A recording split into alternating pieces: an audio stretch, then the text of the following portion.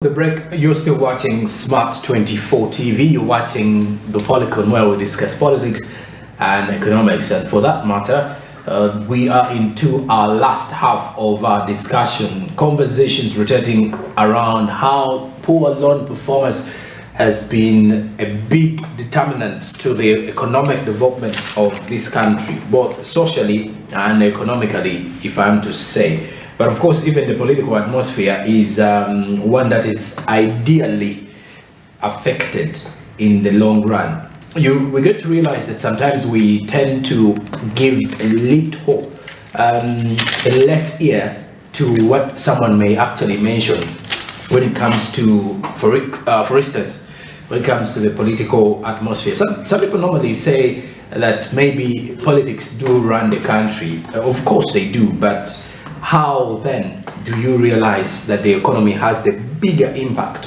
of the nation? So that means if the politicians never discuss something that is affecting you economically or socially, it will definitely be of no good use to have members of parliament then. But as of now, like I did mention, we are going to be discussing the bigger picture now in our basket. How does this poor loan performance affect this country's development? It is something that we definitely have to discuss here. I'm still with Honorable Alan Atugonza, Member of Parliament, Bulisa County, and also a committee member of the National Economy Committee.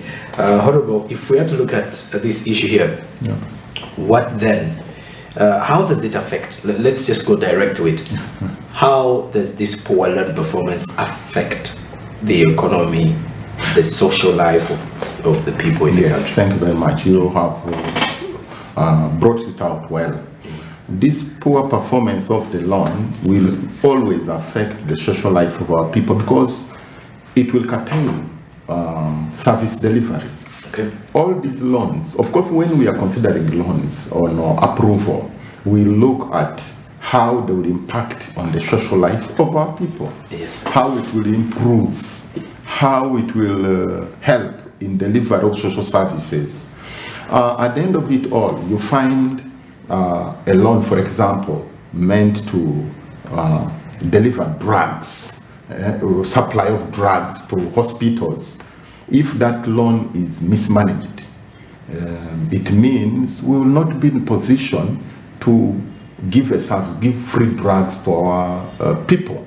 And when we don't, it will impact on their health, it will impact on their finances. They will end up going to pharmacies to use their little savings to buy drugs for themselves.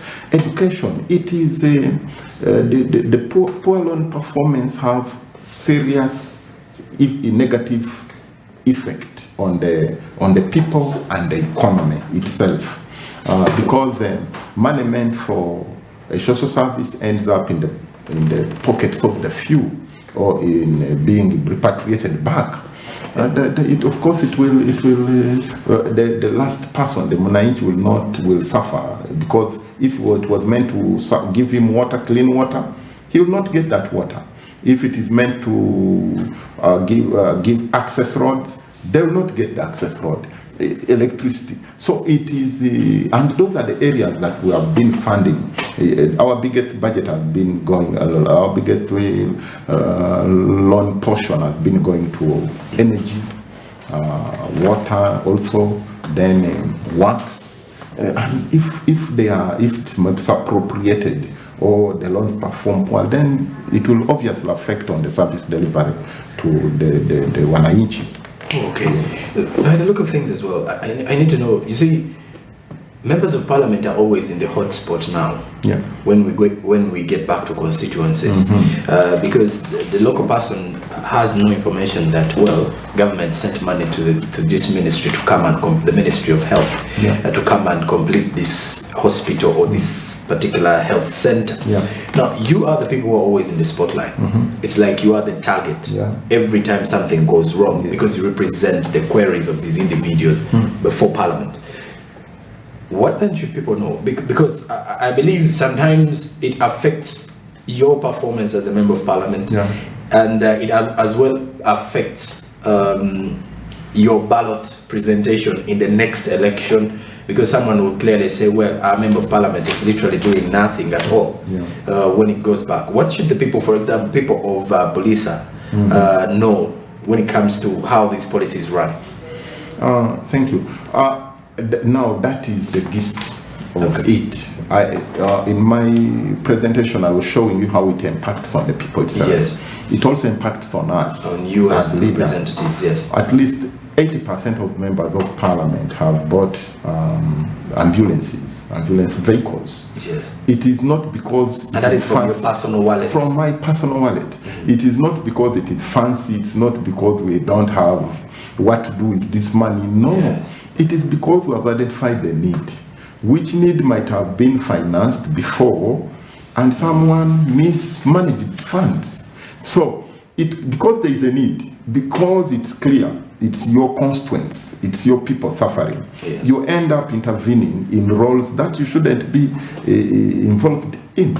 And because of that, that's why we, as leaders, as legislators, as oversight members, we need now to do more to make sure that the money that is allocated, be budgetary money, be local funding or external funding, is used for the intended purpose, so that to fill the gap, to save me, to save any leader from now chipping in the gap. Because if we had these funds used properly or efficiently, we wouldn't be having issues of people putting pressure on us. Because they are stressed, they look for anyone they can transfer the stress to. So they find we as their leaders as an easy target. Our role would have been to allocate money. We do that with the assumption that these allocated funds in given ministries or sectors is going to be well utilized, and the effect would be felt by our people. You'll find clean water. The government has a policy of a secondary school per constituency, per sub-county. You would find every sub-county has a school. We have given loans in that sector. UGIFT, we are just approved UC, you know, all geared towards helping or service delivery. But if misappropriated now, that's the effect. You find a member of parliament fundraising for a maternity ward. We are fundraising for classrooms. It is because some people somewhere are misappropriating funds which have been meant for helping our people get a service. All right. Yeah. And of course, for the viewers out there, you should as well know that a member of parliament isn't, it is not mandatory, if I'm to put it right, for a member of parliament to give, I should say, to set up a given project from his own money. So he's supposed to go to parliament, provide the reason behind why this program needs to be done, because it's government's duty to pass this money through various ministries to ensure that the member of parliament is representing has to be, the people that he's representing have to benefit. So in one of the most politest way, sometimes we tend to drive our anger towards members of parliament. However much they do so to at least see that they put these policies or they present these queries to parliament, to the floor, sometimes you realize it's out of their hands at a time. I was having discussions back then with one of the members of parliament who did say that during the festive season, when he went back to his home area or to his constituency for almost 2 weeks, he did say that every day he had over 50 people coming to his gate or to his place saying, we need this, we have a problem, we don't have this money. So he ended up having a 2 weeks of festive season celebrations, solving issues that were never solved by the different ministries or the different sectors that were supposed to help him out as a member of parliament. But now, let's also look at the bigger picture. We've got international donors. For example, the International Monetary Fund, we've got the World Bank, who normally issue out these loans to us. Through, for example, the International Monetary Fund has got the Extended Credit Facility Program, whereby it gives out to the developing countries out there, Uganda inclusive. How do they respond when they hear of these reports? Because every year, there is a loan they give to us, which is meant to do certain things. How do they respond when they hear of these cases or these reports that, well, there's a given loan that did not perform? And where does this leave us? I think, of course, it can't go well with them. Yes. But again, whenever like an institution like World Bank would always have a team to monitor, an M&E team that monitors how the loans are performing in the country. Yes, the loans are performing in the country. But having said that, I think also in their way of doing things, they need to try as much as possible and have tailor-made kind of policies for different countries. Okay. In that there are things which may work in the Middle East that may not work in Africa, things which may work in South Africa that may not work in Uganda. Like the management team of the loan, you know, a lot of expenditure goes into the administrative part of the loan, and yet for us we do feel let all the money that we have gotten for the loan end up in the project itself in terms of implementation of the project. So to me, of course, they will not feel well, and I think they are doing all that to make sure that they manage the loan well, but it has not worked. You see this thing of everything, no objection, what people end up delaying to pay, hence making the project more costly. You know, of course, they try to solve that with procurement plans and everything to make sure they deal with the obstacles in the project. But so far the loans we have gotten, like one I have in my constituency for the markets, you see the money we get to do stalls is good enough to do a strong, modern stall, but they end up putting a stall with just wood. I mean, why? But a lot of money has been spent. So, and they have approved. So, at the end of it all, I think we need to try as much as possible to tailor our loans and be flexible on a number of things. Yeah, for them to think World Bank having making their decision based on the poor performance of other donor funds may not be the best. I think they always look at theirs and advise according to the way they look at things. In fact, they advise the government to rein on investment post-COVID, so that they can manage their debt levels. Yes. And let's now look at the future generation here. Sometimes we take these loans.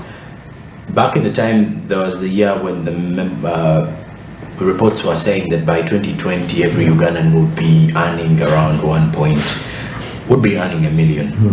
Last year, a report revealed that only 3% of the working Ugandans are earning $1 million Ugandan shillings.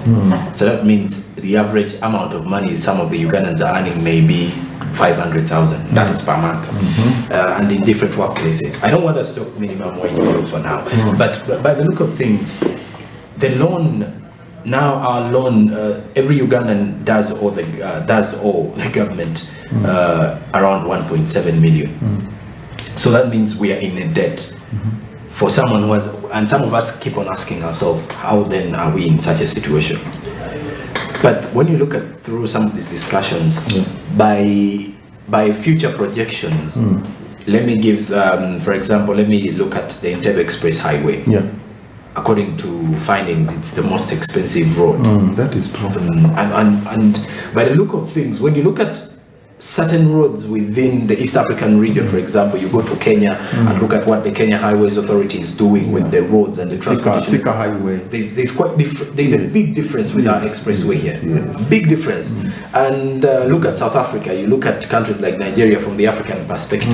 And then when you go to Europe and you ask yourself, what makes the Entebbe Expressway expensive? You still fail to get the answers. Now, in the future, if we fail to make this, we are creating room for that. How are we solving such problems now? I think we had answered this the other way around. As a nation, we need to change our attitude. We need to become patriotic. Okay. We need to love our country. The whole of this thing, these syndicates in terms of land compensations, there is a syndicate. It is making our projects very expensive. You find a local person somewhere, when he's being compensated, is given peanut. When it comes to their cartels, they have said they are being compensated billions. And they now go to the courts. They will even get favorable judgments. They will be paid this money from the coffers of government. So that's what I'm saying. We really need patriotic Ugandans. For me now, I have a problem with the managers, directors, procurement officers of these ministries and organizations.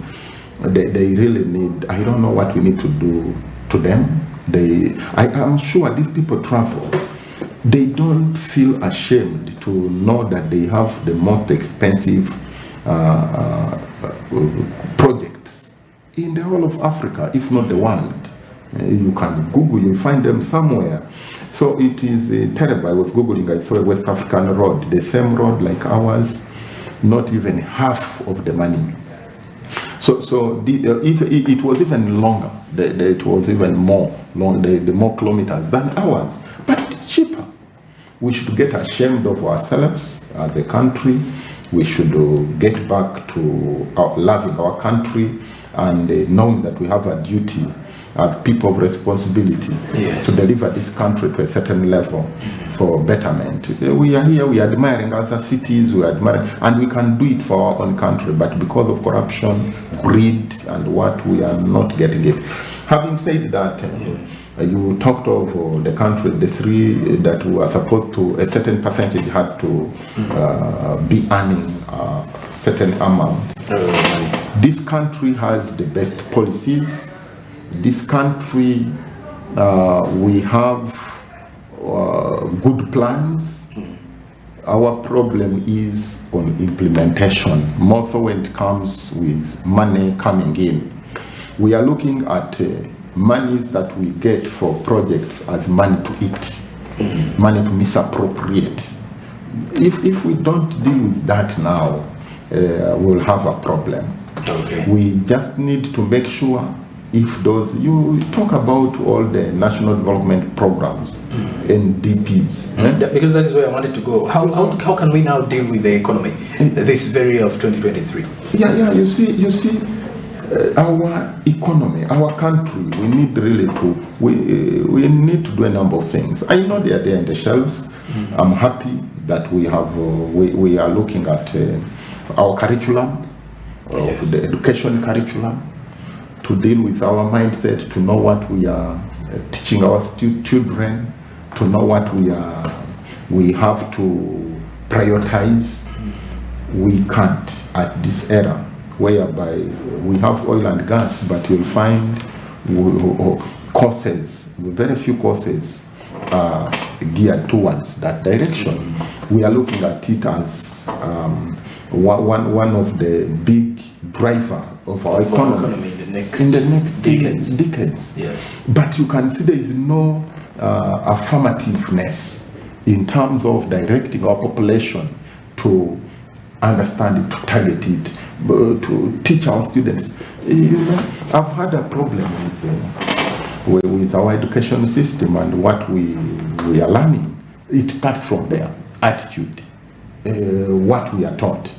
We are taught terrible things. Would be studying mechanics, would be studying, when you are to study, you study about a bird, a pig, and what would it help my daughter or my son? So the economy starts also with that, the education, how we should drive our economy by bringing giving our children the skills that will help them. Let them learn on new things. What we have in this country, an agriculture economy, backbone, our backbone, we normally say that. What do we teach our students about agriculture? embracing fertilizer, embracing. So we should do now. Our education should move, and that's what I thought NDP should do. Our education should look into the economy, should look into our health sector, so that we have a collective program which will drive the human resource, the capital resource, and everything to better our economy. With that, that's what countries have done. All right. Yes. Honorable, in your final remarks, as we're concluding with our conversations here, a word or two to the people you're representing in Bulisa, and of course to the viewers, and then your projections of our economic system and our economy in 2023. Thank you very much for giving me this opportunity and the management of Smart TV to come here and we discuss issues to do with our economy. My message to my constituents of Bulisa is, of course, hard work. Make sure that the economy is competitive. We are lucky that oil and being discovered in our region, in Albertine region. Let us seize the opportunity that there is and try as much as possible, skill ourselves in order to be employable. We are working now that we have this, the president has sent it to the fisheries and aquatic bill. Which of course we have a lake in our region. We just wish it is implemented, that the fisheries fund is put so that our people can benefit also. We need diversity. We know there is oil and gas. We know everyone may not get absorbed in it, but again, we need the government to make sure that actualizes supporting our people in terms of fisheries, in terms of other agriculture like farm inputs. So to my people, they should really embrace skilling and vocational institutes, all the programs that empower them and to improve their economy at home. Yeah, thank you. All right. Many thanks for having your time for us here at Smart 24 TV, and for the viewers out there, many thanks for being part of this particular episode of the Policon, where we discuss politics and economics of the country and how the two affect or impact on the lives of the business community and the entire country as well. Well, of course, as we are concluding this particular topic of our discussion, which was rotating around how poor loan performance does affect the social and economic development of the country, we leave that to you for now. Let's make a simple judgment on what you think should be done here in the country to ensure that the loans that we do take clearly help us or perform according to their expectations. Not only that though, what do you also believe should be done to ensure that we limit on the loans that we apply for, especially when it comes to the international loans or the ones that we get from international donors, and as well as those that we get from the private sector here in Uganda with the commercial banks and all that. Well, and you've been watching the Policon. I'm Joram Paul Sonko. I've been with Honorable Atugonza Alan, Member of Parliament Bulisa, and also committee member on the National Economy Committee in Parliament. And of course, till next time, as we're signing out, do remember you can get us on GOTV, channel 394, and DSTV channel 372, that is on mainstream media. And then for those who want to get more of this particular program, still you can go into our YouTube channel, that is Smart 24 TV Live. Please do remember to subscribe as well. Then our website is www.smart24.tv/news for both local and international news reports that do happen in real time. The Twitter handle is Smart24TV, and the Facebook is Smart24TV Official, and Instagram is Smart24TV Smart24_TV. Have a blessed week ahead of you, and may you make some good money as you kickstart off the entire week. Till then, it's a goodbye.